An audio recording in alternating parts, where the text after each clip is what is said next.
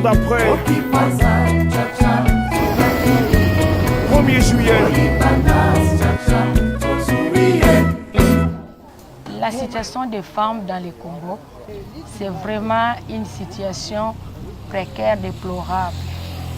Les coutumes, la religion considèrent la femme comme inférieure à l'homme. Voilà, la femme ne peut pas émerger. Donc c'est l'homme qui est le frein pour la femme.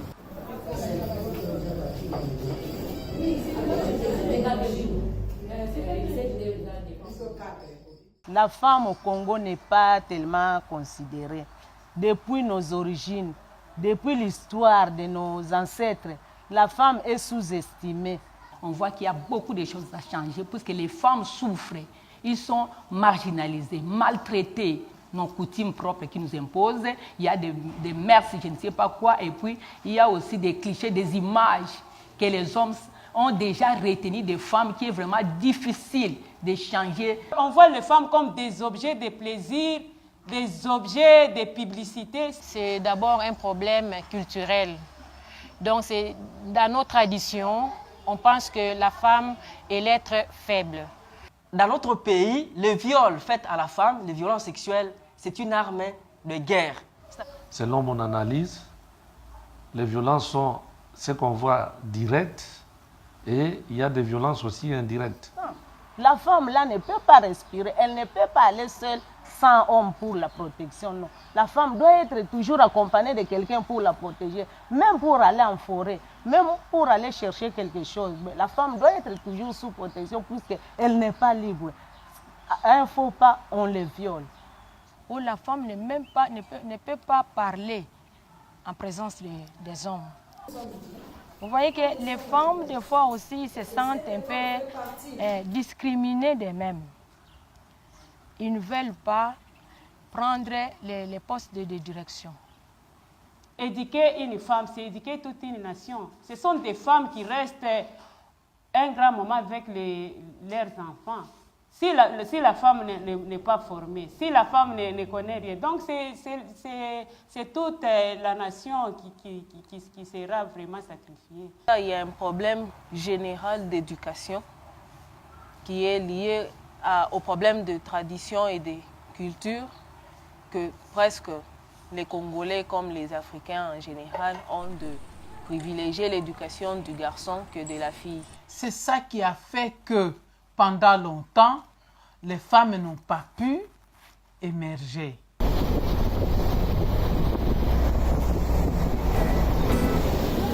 Promesse le lendemain, promesse de l'aube d'un état souverain où le sol se dérobe entre milices et rebelles, pillage et recel, peuple que l'on déplace comme des cheptels, de parcelle en parcelle, gouvernance en tutelle, état de droit essentiel, à nos ethnies unies au pluriel, effet papillon, effet tampon, car ici on change l'or en blond, la révolution au bout du vote, la force du nombre est l'antidote, pour changer la dette en dot.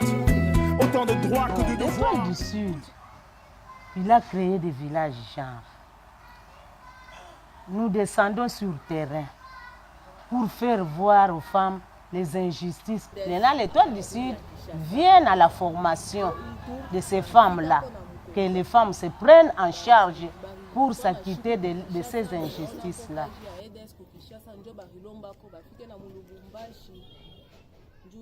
Pourquoi ce village genre?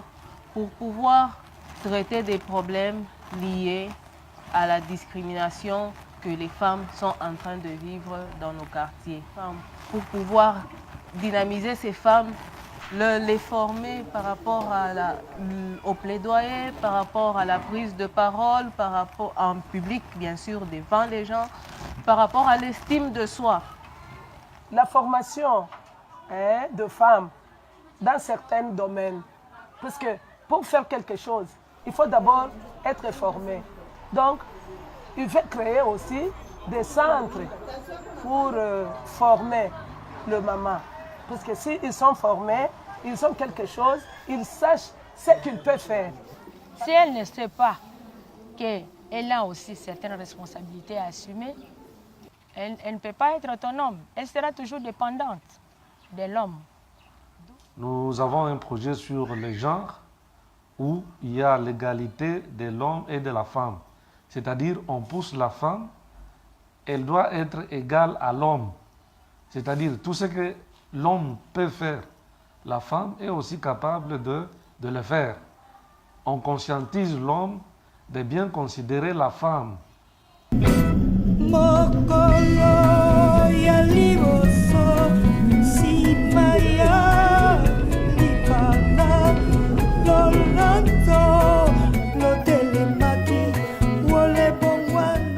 La femme n'a aucun droit de s'exprimer, même si elle a raison ou pas.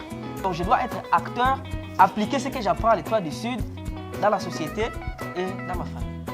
On est en train de martyriser, on est en train de violer, on est en train de faire souffrir, que le monde vienne au secours de la femme congolaise.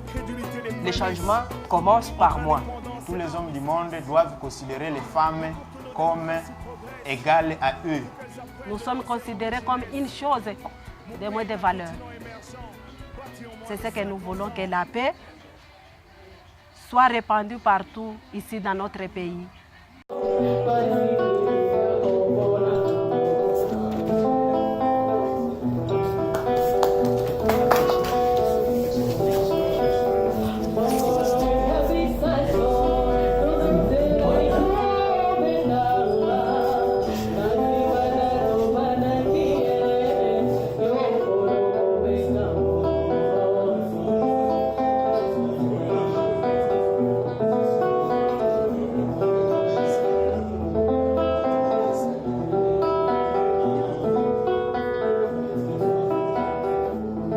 S'il te plaît, accompagne-moi.